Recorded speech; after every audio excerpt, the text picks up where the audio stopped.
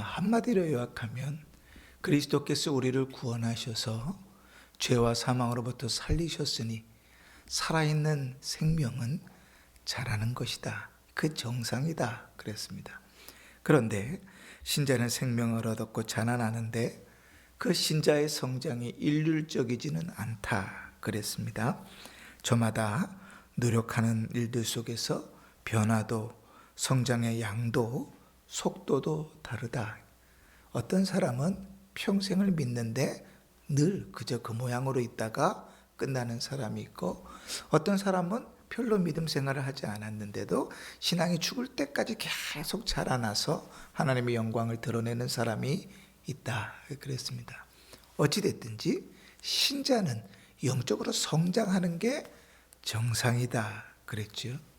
자, 그런데 신자가 영적으로 성장하는 게 정상인데 반대도 생각해 볼 수 있겠다. 이제 그런 생각을 하는 거예요.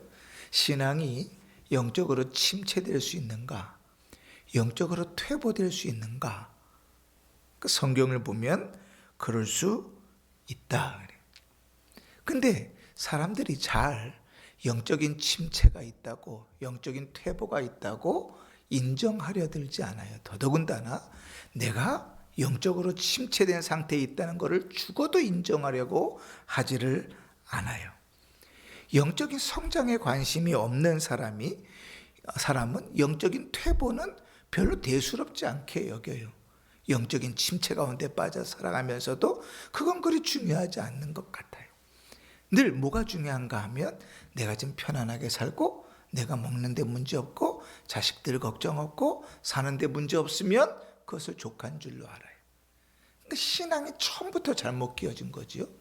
신앙은 자라나는 것이 정상이라 그랬고, 자라나지 못하고 퇴보하면 그것이 괴롭고 속상해야 되는데 그것이 관심이 없는 거죠.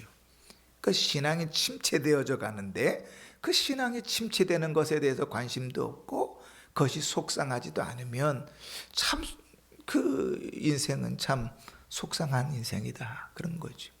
우리가 자라나면서요, 누구나 질병을 걸리잖아요. 감기도 걸리고 이런저런 질병들도 걸리는 것처럼 신앙에도 마찬가지고 영적인 질병들이 걸립니다.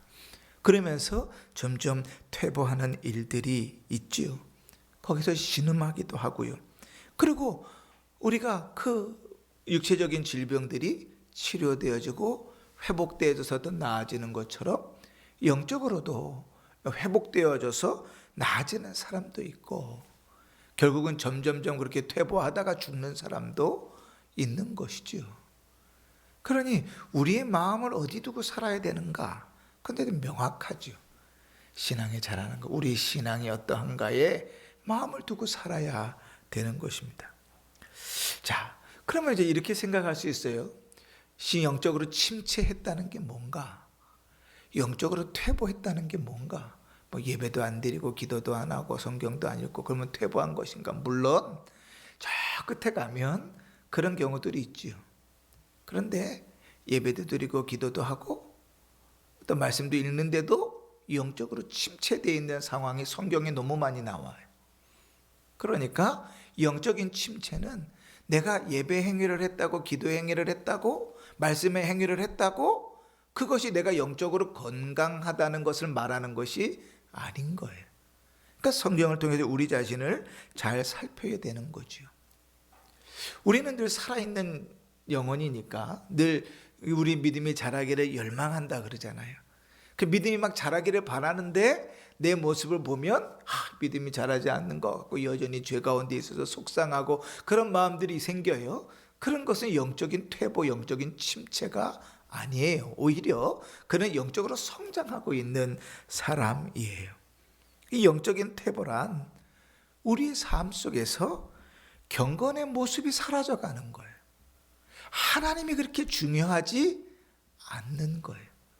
하나님이 경외되지 않고 하나님이 중요하지 않아서 그 앞에 살아가는 삶이 대단히 인간적이고 내중심적으로 살아가서 그 안에 예수의 복음도 그리스도의 흔적도 나타나지 않는 것이죠.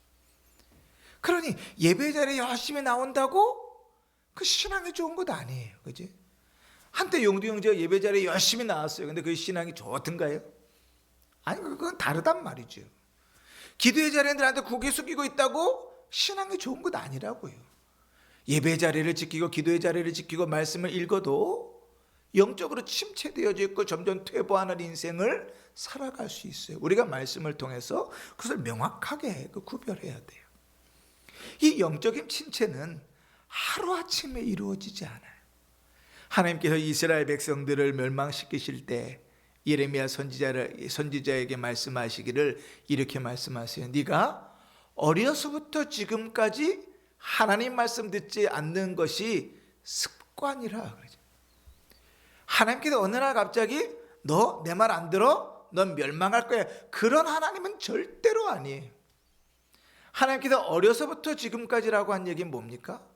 점점 영적으로 침체하고 퇴보해 가는데 관심이 없었던, 내가 영적으로 문드러졌더니 영적인 문둥병자가 되어져서 손가락이 잘려나가고 발가락이 잘려나가는지 아닌지 관심이 없는 거예요. 그냥 그렇게 살아가다가 언젠가 보니까 다 잘려져 나간 내 모습을 보는데 가능성이 없는 거예요. 하루아침에 영적인 침체가 오지 않습니다. 하나씩 타협하기 시작하지요. 내 안에서 이유는 수백만 가지가 있지요. 내가 영적인 부분들을 타협하고 하나님 앞에서 하나님을 양보하고 살아갈 이유들은 수백만 가지. 그런데 하나님은 언제나 그 수백만 가지, 수천만 가지의 이유보다 한 가지 하나님 말씀 순종하기를 원하시죠. 근데 우리는 그렇지 않아요. 주님, 내가 먹고 살아야 되지 않겠습니까? 주님, 내 몸이 아프지 않습니까? 주님, 내가 지금 돈이 없지 않습니까? 주님, 관계가 이렇게 틀어졌지 않습니까? 주님, 내가 이렇게 어려운 형편에 있지 않습니까? 이유는 너무 많아요. 그렇게 하나씩 양보해 가기 시작하면서 영혼이 침체되고 영혼이 퇴보하는 것이죠. 그게 이만큼 쌓여서 하루아침에 고치는 건 불가능한 상황이 되는 거예요. 그리고 점진적으로 점점 그것은 가속을 받습니다. 여러분, 성경에 그런 예가 너무 많이 나온다 그랬잖아요. 하나 예를 들어볼까요? 삼손을 예를 들어보십시다. 하나님께서 삼손을 처음 태어날 때부터 나실인으로 구별하셨어요. 머리도 자르지 못하게 하고 하나님께서 그 백성을 구원할 나실인으로 구별해서 그가 자라게 했습니다. 그런데 그가 하나님의 뜻을 쫓아 살아가는 것보다 자기의 정욕과 욕심을 쫓아 살아가는 일들에 하나하나 양보하기 시작했어요. 우리가 나중에 사사기를 읽겠지만 여러분, 사사기를 읽으면서 삼손에 대한 내용들을 읽으면서 그가 사사로서의 어떠함이 드러나는 것 같습니까? 아니요. 삼손은 처음부터 끝까지 여자 때문에 망한 사람이에요. 여자 치마폭 따라다니다가 끝난 사람이 삼손이에요. 내용의 얘기들을 들어보세요. 당시의 상황이 이스라엘 백성이 어려움 가운데 있고 그로 말미암아 그가 행했던 일들이 이스라엘 백성들을 유익하게 했을지라도 그의 마음속에는 여자밖에 없었어요. 그렇게 하나하나 양보하기 시작한 것이 결국은 자기의 머리털이 다 밀리고 하나님께서 떠나가시고 하나님의 능력이 사라졌는지도 모르는 상황이 되죠. 결국은 두 눈이 뽑히고 끌려가서 맷돌을 도는 신세가 되어지고 괴로움 가운데 처하면서도 자기가 어디서부터 시작됐는지 회복할 길을 찾지 못하는 거죠. 또 한번 예를 들어볼까요? 다윗을 한번 예를 들어보십시오. 다윗만큼 어려서부터 하나님 앞에 인정받고 칭찬받았던 사람이 없어요. 신앙이 좋았습니다. 하나님께서 그 형제들 중에서 제일 괜찮다 싶어서 그를 왕으로 기름 부어서 삼았으니까요. 그리고 10여 년이 지났습니다. 그리고 왕이 됐습니다. 그런데 그가 밧세바라는 한 여인을 취해다가 동침한 이후부터 죄를 죄로 덮기 시작하는데 아이가 얼마 만에 나옵니까? 아이가 얼마 만에 나와요? 그렇죠. 40주, 10개월 만에 나오죠. 그러면 밧세바가 임신을 했다라고 인지하는 걸 가장 빨리 인지해서 2달 만에 인지했다고 치더라도 8개월 동안 다윗은 죄를 죄로 덮고 죄를 죄로 덮고 그 죄를 어떻게 덮을까를 고민하는 것 속에 계속 빠져 살았어요. 그 마음은 괴롭고 구원의 기쁨은 없고 하나님의 역사는 사라져버렸고 그가 행하는 결과들은 다 죄고 악밖에 없는 결과로 6개월, 8개월을 살았다고요. 거기에 하나님께서 보셨던 다윗의 모습이 있는가? 없지요. 영적으로 침체할 수 있어요. 성경은 우리에게 계속 그런 내용들을 가르치고 있지요.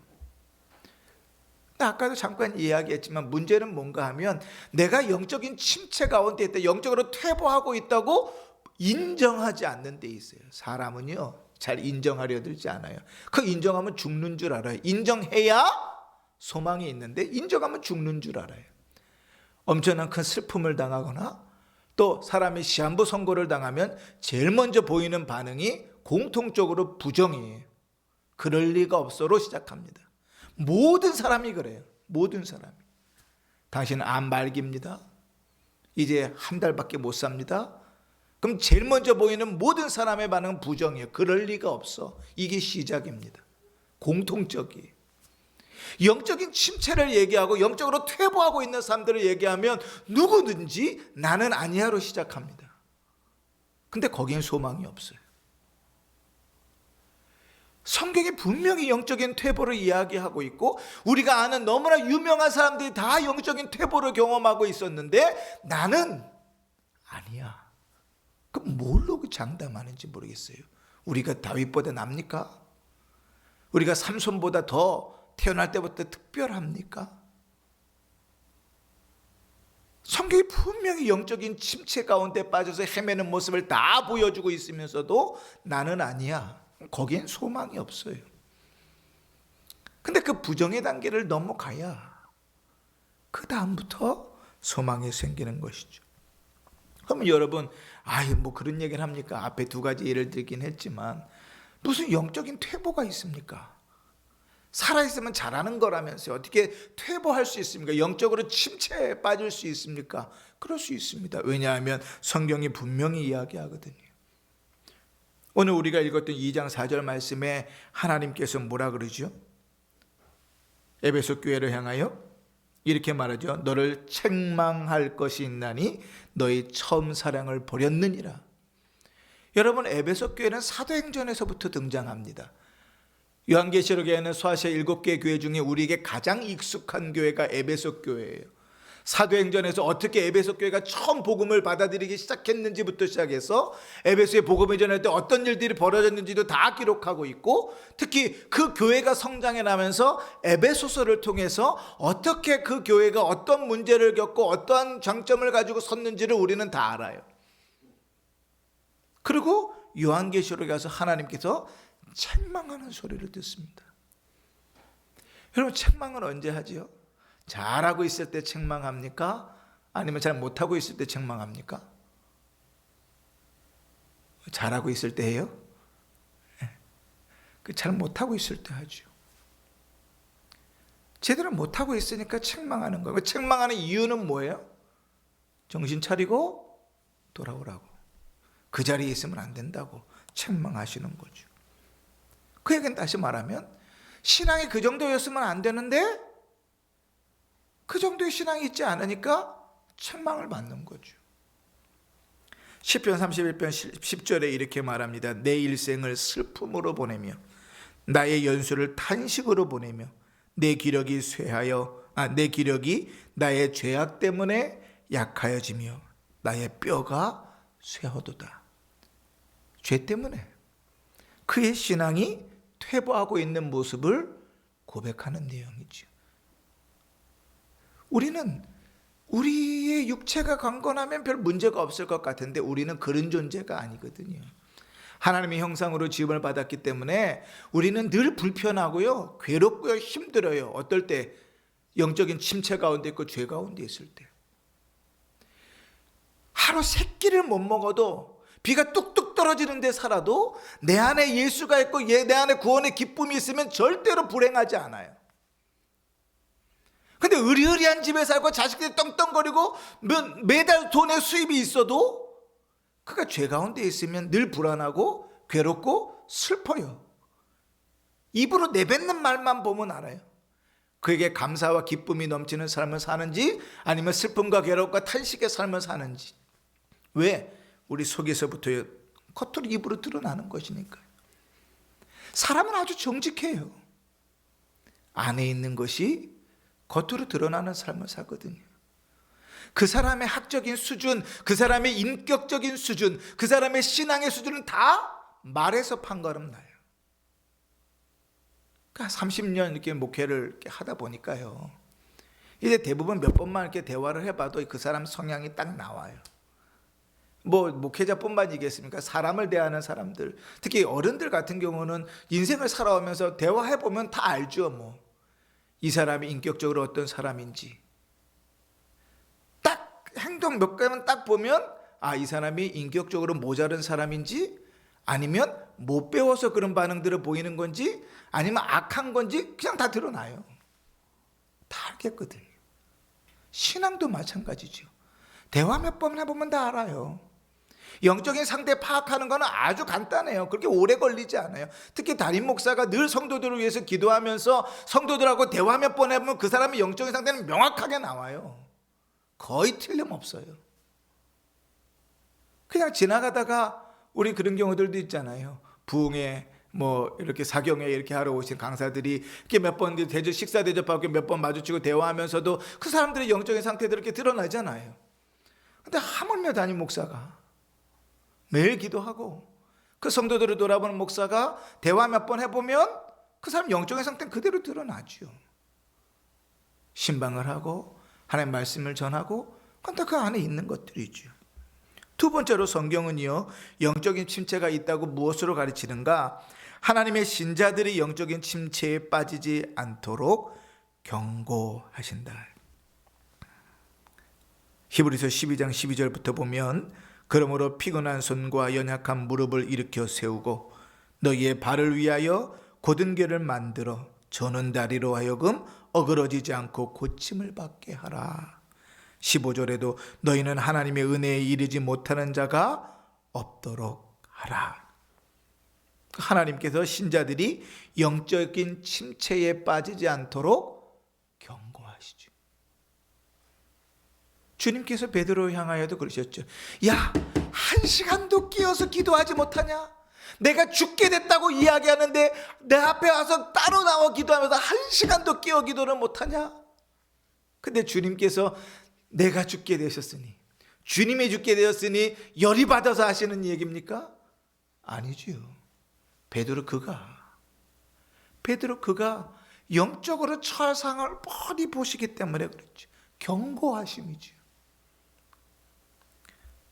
세 번째로 우리가 영적으로 침체한다는 거 이런 거예요. 야, 예전에는 내가 하나님과 관계가 이렇게 좋았는데, 예전에 내가 기도하면 하나님이 이렇게 역사해 주셨는데, 내 예전에는 이렇게 잘 봉사하고 이렇게 열심히 신앙생활 했는데 지금은 그렇지 못해. 이 얘기는 바꾸어 얘기하면 내가 영적으로 지금 퇴보하는 인생을 살고 있다고 이야기하는 거예요. 그래서 제가 별로 이렇게 대화하고 싶지 않아 하는 사람들 중에 왕년의 얘기 자주 하는 사람이 있어요. 왕년엔 내가 이랬고 옛날엔 내가 이랬고. 그 정말 듣기 싫어요. 왜냐하면 본인이 지금 무슨 얘기를 하는지 몰라요. 그 얘기 무슨 얘기인가 하면 내가 옛날엔 이렇게 봉사했고 내가 옛날엔 이렇게 자랐고 내가 옛날엔 이랬었는데 지금은 그보다 못한 삶을 삽니다 라고 본인 입으로 자랑하고 있는 거예요. 이게 무슨 이야기예요, 그죠? 옛날에 영화를 이야기하는 것 같지만 사실은 지금은 그보다 못한 삶을 살고 있습니다를 자기 입으로 자랑처럼 이야기하는, 이거는 난 도대체 이해할 수가 없죠. 그지? 오히려 반대여야죠. 예전엔 내가 이런 건 못했는데, 내가 예전에 이런 모습들은 보지 못했는데, 예전엔 내가 이런 기도는 하지 못했는데, 이래야 사실은 신앙적으로는 정상이죠. 근데 맨날 왕년만 자랑하고 있어요. 왕년엔 내가 교회를 짓고, 왕년엔 내가 헌금을 얼마큼 하고.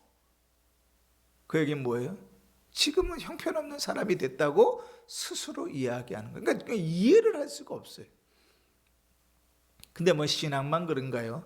세상 사람들이 다 그렇게 하니까 그거 배워가지고, 신앙인이 배우지 말아야 될 일인데 세상 사람들 하는 거 그거 다 배워가지고 그게 지금 무슨 소리 하는지도 모르고 그냥 그렇게 이야기해야 되는 거죠.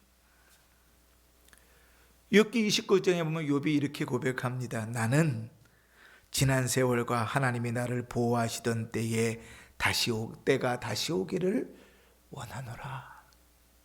욥이 어느 때에 이런 고백을 합니까? 하나님께서 그 모든 것을 싹 다 빼앗아 가셨을 때, 그치?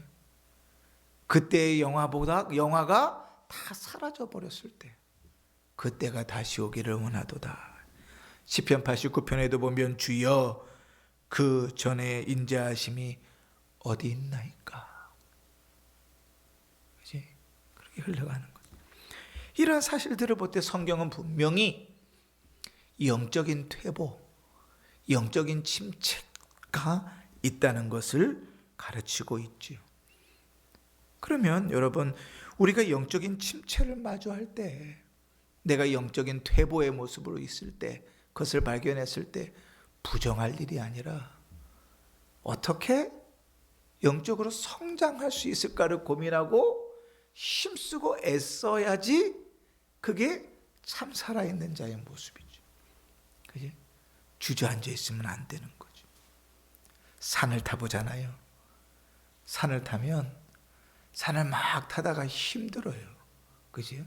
매일 타는 사람들이야 뭐 힘이 들겠냐마는 가끔씩 산 타는 사람들은 힘들어요. 그러면 중간에 잠깐 쉬고 싶거든요. 그런데 5분, 뭐 10분 이상 쉬잖아요. 그럼 그 사람 못 올라가요. 죽었다 깨나도. 내려가야 돼요, 거기서. 오래 쉬면 내려가야 돼요. 영적인 침체도 마찬가지예요. 오래 있으면 우리의 마음이 어디로 흘러가면 포기로 흘러가요. 포기해버려요. 아니 나는 안 되는가 보다. 여기가 끝인가 보다. 그리고 나중에도 얘기했지만 그건 어디로 흘러가냐면 내 신앙을 흔들어내요. 아이고 내가 이러고도 구원받았나? 이러고도 목사인가? 그렇게 흘러가 버려요. 그러면 의지적으로 하나님을 반하여 살아가려고 합니다. 일부러 예배도 안 나와버리고 일부러 기도하는 시간도 넘어가 버리고 그러다 보면 그게 더 쌓여가지고 나를 영적으로 헤어나지 못하는 늪으로 끄집어내리죠. 하나님은 잘하는 걸 기뻐하시는데 스스로 반대로 가요. 그리고 핑계는 다 누구에게 돼요? 하나님께 됩니다. 그게 죄의 특징이거든요. 하나님께서 에덴 동산에서 아담을 부르시죠. 아담아 네가 어디 있느냐? 아담이 이렇게 얘기합니다. 제가 하나님 거니시는 소리를 듣고 두려워하여 숨었습니다. 야, 너 내가 먹지 말라고 하는 그 나무 열매를 왜 먹었느냐? 죄의 두 번째 특징이죠. 하나님, 당신이 주셔서 내 배필된 그 여자가 줘서 먹었습니다. 이 얘기는 뭐예요? 당신 때문에 먹은 겁니다. 당신이 여자만 주지 않았어도 나는 안 먹었습니다. 근데 재밌는 것은 하나님 누구에게부터 책임을 물으시죠?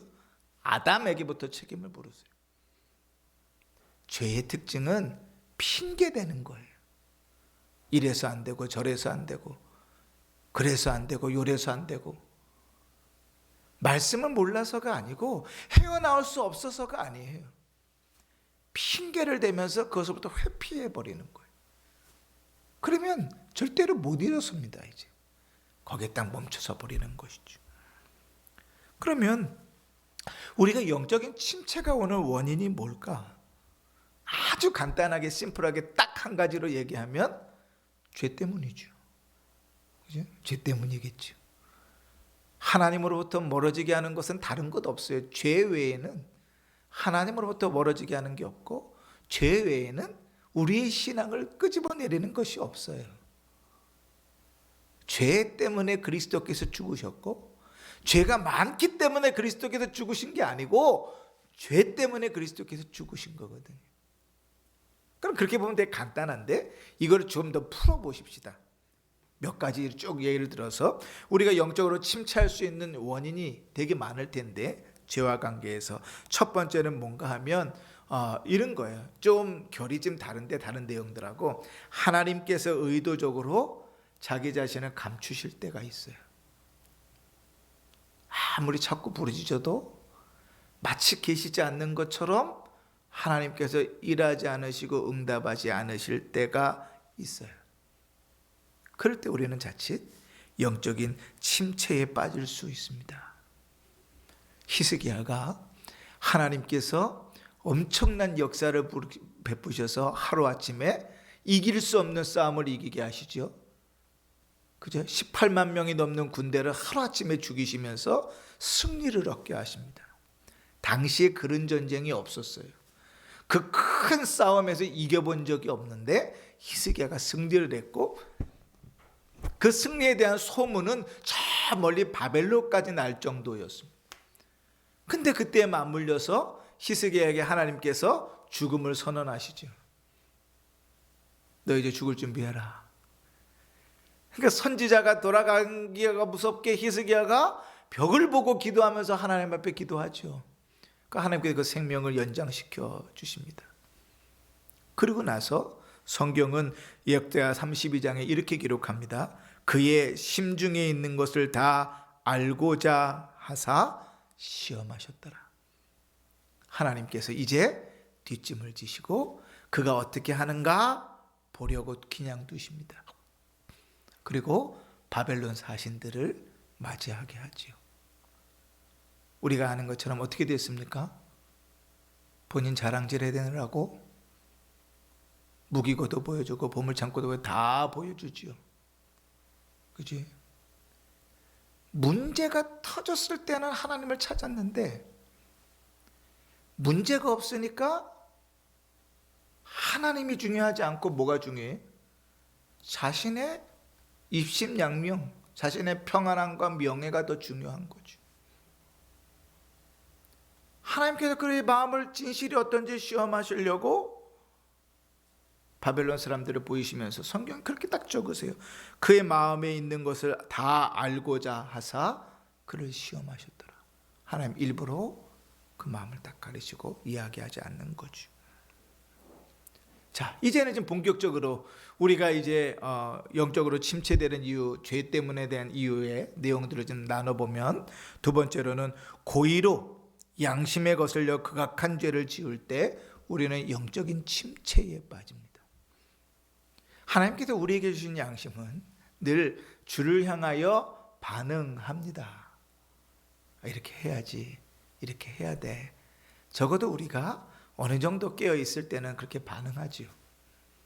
그런데 고의로 또 악의적으로 죄를 짓는다는 건 뭔가 하면 그러한 마음과 그런 일들이 드는데도 불구하고 그걸 누르고 죄를 지어가는 것이죠. 죄를 죄로 덮고 죄를 죄로 덮는 거죠. 아까 얘기했던 다윗이 밧세바의 사건 이후에 이루어진 일들이 그렇습니다. 여러분, 죄를 덮을 수 있는, 하나님 앞에 죄를 덮을 수 있는 인간이 보이는 가장 첫 번째 단계가 뭔가 하면 거짓말입니다. 하나님 앞에 죄를 덮는 일의 가장 첫 번째 단계는 거짓말이에요. 그것에서부터 점점 죄가 커집니다. 다윗의 경우도 마찬가지죠. 그가 그 죄의 꼬리를 물고 어느 정도까지 영적으로 침체했는가? 시편 51편을 읽으면 우리는 아주 명확하게 신랄하게 알지요. 구원의 기쁨을 잃어버리고 살아있으나 마치 하나님을 알지 못하는 자와 같은 그런 괴롭고 비통한 마음을 가지고 그냥 하루하루를 견디고 있는 거죠. 그 안에 그리스도로 인하여, 하나님을 인하여 기쁨과 즐거움은 하나도 없지요. 주의 말씀을 듣는 즐거움도 없지요. 그러니 그가 그 가운데 애절하게 기도하는 게 뭡니까? 주님, 구원의 기쁨을 회복시켜 주십시오. 그 시편 51편에 다윗이 이야기하는 거죠. 또 그렇게 고의로 짓는 죄, 고범죄가 아니더라도 여러 가지 죄악을 붙들고 살아갈 때 영적인 침체에 빠집니다. 우리 일상의 삶들 중에서 경건하지 않고 또 하나님을 경외하지 않는 삶의 모습들이 있어요. 그런 모습들은 찾으면 너무 많습니다. 우리의 삶의 습관에서 우리가 살아가는 삶의 모습에서 그 많은 죄들이 우리를 하나님 앞에도 나아가지 못하게 해요. 심지어는 내가 행동하지 않고 우리의 마음속으로 상상하고 머릿속으로 생각하는 그 악한 일들도 우리를 영적으로 침체에 빠지게 만듭니다. 하나님께서 우리에게 허락하신 일들, 그것들을 악한 습관으로 채워감으로써 그 속에서 경건의 생명력은 서서히 이뤄져 가고 하나님으로부터 점점 멀어져 가는 거죠. 그러면 뭘 보고 하는가? 네 번째로, 신자의 삶에서 예수 그리스도가 아무런 영향력이 없습니다. 우리의 삶에서 예수 그리스도가 아무런 영향력이 없어요. 주의 말씀을 들어도 전혀 기쁘지 않고, 예수를 묵상해도 전혀 행복하지 않고, 어려운 상황 가운데서 예수를 묵상하고 주님을 찾고 기도해도 그것이 나의 희망과 소망이 되고 기쁨이 되지 않아요. 이미 하나님으로부터 멀리 떨어져 있는 겁니다. 예배를 드리는데 기대가 되지 않아요. 말씀을 듣는데 그 말씀이 행복하지 않아요. 우리 지난 주일날 원로 목사님은 강다상에 서서 그 힘든 몸을 이끌고 하나님이 기뻐하는 자가 누구인가를 전했어요.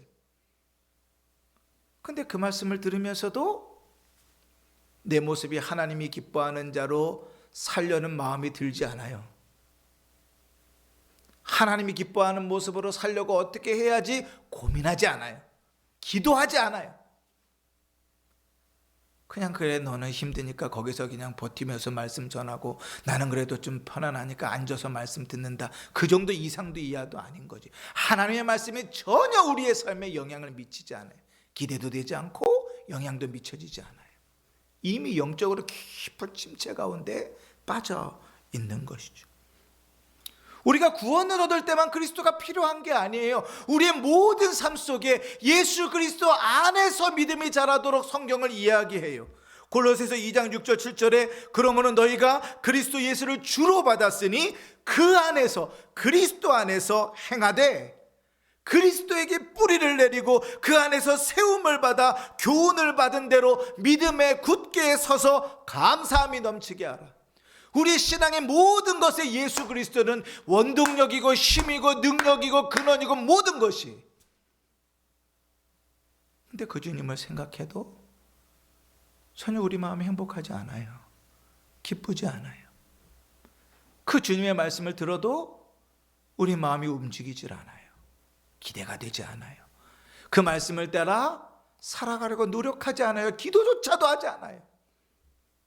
이미 깊은 영적인 침체 가운데 빠져 있는 거죠.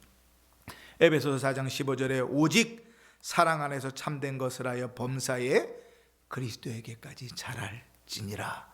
그는 머리니 곧 그리스도시니라. 우리 모든 삶은 예수 그리스도, 말씀이신 그리스도와 연결되어져 있어요. 그런데 예수 그리스도가 아무런 우리에게 영향력을 미치지 않아요. 그러면 영적인 침체 가운데 빠져 있는 거예요. 다섯 번째, 영적인 침체는 우리를 낙심하거나 믿음을 저버리는 데서 비롯됩니다. 침체의 늪은요, 낙심하면, 실망하면 점점점 빠져들어요. 나는 안 돼. 어쩔 수 없어. 안 되는 거야. 그 사람은 죽었다 깨어나도 안 돼요. 희한하죠? 이미 내가 결론을 내려버리면 그 다음부터 하나님도 역사하실 능력이 없어요.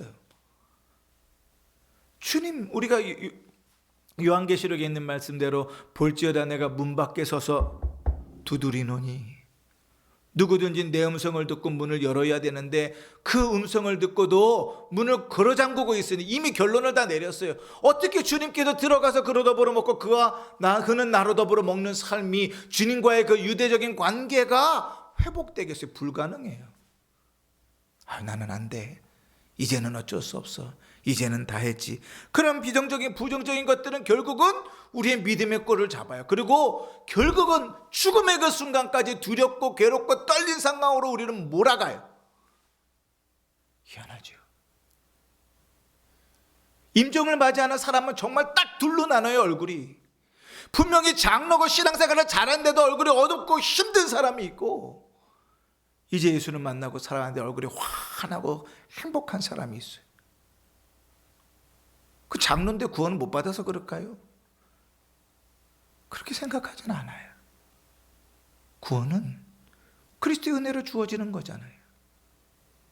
그리스도와 관계없이 산 거, 영적인 침체 가운데 살아간 거.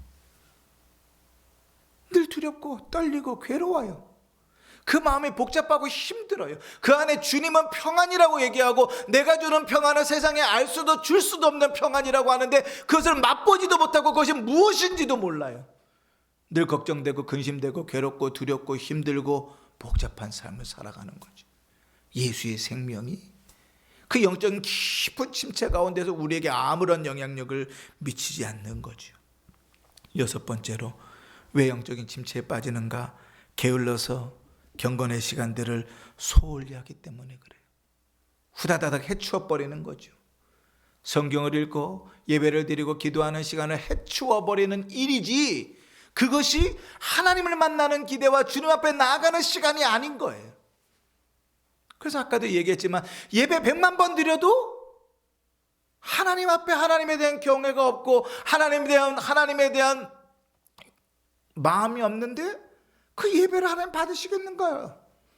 성경이 있는데 그냥 빨리 내가 읽어야 되는 부분들만 다 읽고 빨리 끝내야지 끝내버리려고 하는데 거기서 하나님을 만날 수 있겠는가? 기도해야 되는데 기도를 해야기는 해야 되겠는데 하지 않겠는 마음이 좀 그렇고 그냥 기도를 해치워버리는 일들 속에서 어떻게 하나님의 역사가 이루어지겠는가? 그것은 기도도 하고 말씀드리고 예배도 드리는데 깊은 영적인 침체에서 헤어나오지 못하는 거예요. 여러분, 우리는 성령이 충만한 사람들의 모습을 알잖아요. 요한계시록의 그 모습들을 아주 적나라하게 보여줍니다. 예배가 어떤 모습으로 드려져요? 기쁨과 행복함으로 드려져요. 기쁨과 행복함으로 드려지는 이유가 인생이 고달지 않기 때문에, 인생에 괴로움이 없기 때문에, 문제와 걱정이 없기 때문이 아니에요. 그들이 기쁨으로 주를 예배할 수 있는 것은 그들이 구원받았기 때문이에요. 내가 구원받았던 사실이 기쁨으로 예배 자리에 나오는 것을 막지 못해요. 그런데 게으르고 경건의 시간을 하지만 그걸 후딱후딱 치워버려야 되는 일 정도로 되어져 있을 때 그런 일들은 서서히 우리를 영적인 침체 가운데로 몰아가죠. 여러분, 성경을 읽으면서 하나님의 말씀을 쭉 읽어가면서 그 말씀 속에서 하나님을 만나는 그 깊이 때문에 성경이 만큼 읽어지고 혹은 긴 시간 동안 하나님의 말씀이 읽어지고 묵상되어지고 행복한 시간을 맛보셨나요? 하나님 앞에 예배를 드리는데 예배를 드리는 시간들이, 설교를 듣는 그 시간들이 정말 짧다고 느껴진 적이 있나요? 없다면 여러분 물어야 돼요. 내가 영적인 퇴보, 영적인 침체 가운데 있지는 않은지. 성경은 우리에게 이러한 영적인 침체 가운데서 돌아올 것을 요구하십니다. 누구나 다 영적인 침체에 빠질 수 있어요.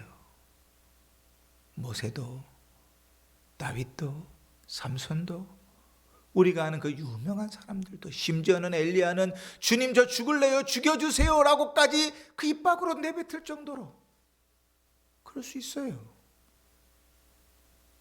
그러나 성경이 우리에게 말하는 것은, 가르치는 것은 영적인 침체에 빠질 수 없다가 아니라 영적인 침체에 빠져 있는 이들이여 회개하고 주 앞에서 회복하라고 이야기하는 것. 그게 생명, 살아있는 자가 보이는 반응이거든요. 구원 얻은 자가 보이는 반응이거든요. 새 생명을 얻은 자는 자라나기를 갈망하거든요. 은혜 받기를 사모한다니까요. 개떡같이 목사가 설교해도 찰떡같이 은혜를 받는다고요. 그게 하나님께서 우리에게 허락하신 은혜의 방편들이죠.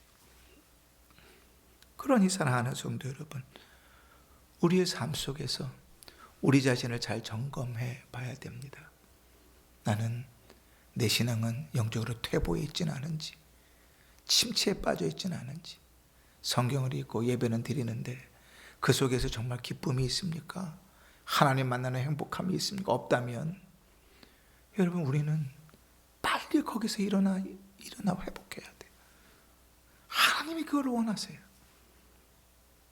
여러분, 우리의 삶 속에서 죄가 우리의 발목을 잡고 계속 끄집어내려고 있다면, 계속해서 반복하는 죄의 문제를 가지고 작년에도 기도했고 재작년에도 기도했는데 여전히 그 문제를 기도하고 있다면 우리는 이미 영적인 침체 가운데 빠져 있는 거예요. 그 죄가 우리의 발목을 잡고 우리의 믿음이 자라지 못하도록 우리를 붙들고 있어요. 벗어나야 돼요. 우리 모든 마음들이 세상의 것에 있어서 잘 먹고 잘 살고 평안하고 문제없는 것에만 마음에 가 있다면 우리의 눈을 돌려서 우리의 영적인 부분에 관심을 가져야 돼요.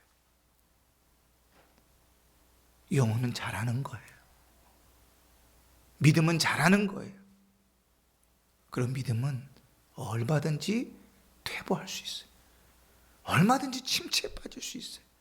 육체가 질병되는 것처럼 믿음도 여러 가지 시험으로 말미암아 여러 가지 죄악들 속에서 침체할 수 있어요. 그리고 그런 영적인 깊은 침체들은 하루아침에 이루어진 일이 아니에요.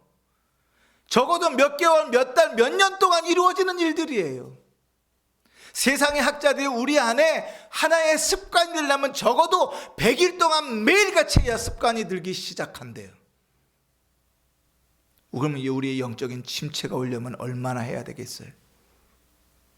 적어도 100일, 적어도 100번,